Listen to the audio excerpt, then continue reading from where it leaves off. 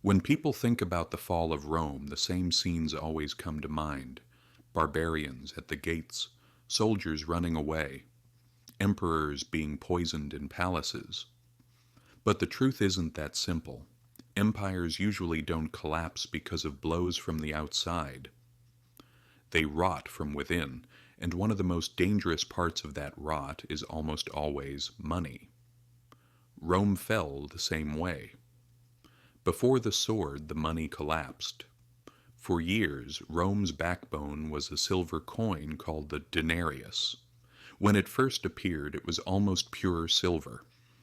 Soldiers were paid with it, merchants demanded it, and ordinary people saved their wealth in it. This coin wasn't just metal, it was trust. People believed, as long as Rome stands, this money is solid. But as the empire grew, the costs exploded. The army expanded, wars multiplied, borders were stretched thin. Taxes were no longer enough. Raising taxes was risky.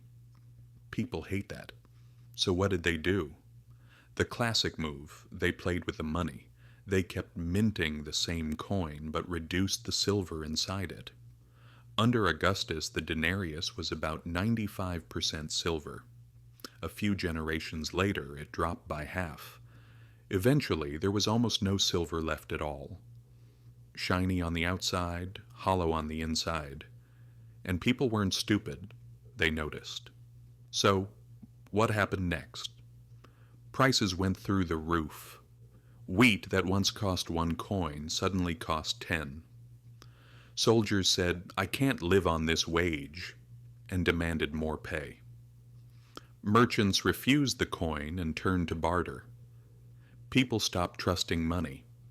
And once trust disappeared, the system followed. The state saw things getting worse and printed even more money. If we print enough, we'll manage, they thought. They didn't. Because when there's no value, quantity doesn't save you. A perfect vicious cycle. Everything exploded in the 3rd century. Emperors were rising and dying within months. War, plague, famine everywhere. But underneath it all was the real problem. Money was no longer money. The state demanded taxes, but what you paid was worthless. Farmers said, "Why should I even work this land?" and walked away. Trade collapsed. One emperor thought, "I'll fix this with laws." He froze prices. "Sell above this price and you die," he said. The result? The black market exploded. No one sold anything officially. Because bad money can't be fixed by law. In the end, Rome threw that currency away.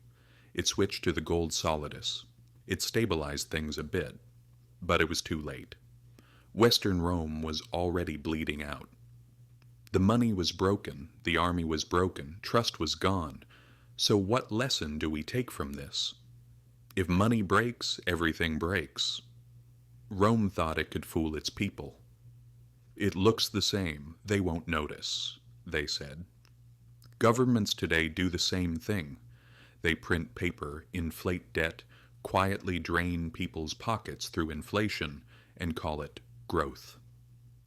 History has shown how this ends again and again. In Germany, people carried wages home in wheelbarrows. In Zimbabwe, money was thrown away entirely. Today, it's even more dangerous because everyone is inside the same system. Global debt. Global money printing. And when it finally breaks, who pays the price? People who live on wages, and people who saved a little on the side. The elites? They already moved into land, companies, gold.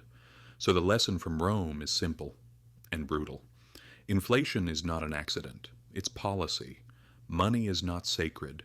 It's fragile. Every generation that says this system will last forever has been wrong. Rome was wrong. Germany was wrong. Zimbabwe was wrong. And history says you could be wrong too. The barbarians at the gates might finish the job, but empires always die first in the treasury. If this gave you a different perspective, follow. History seems silent, but it never stops talking.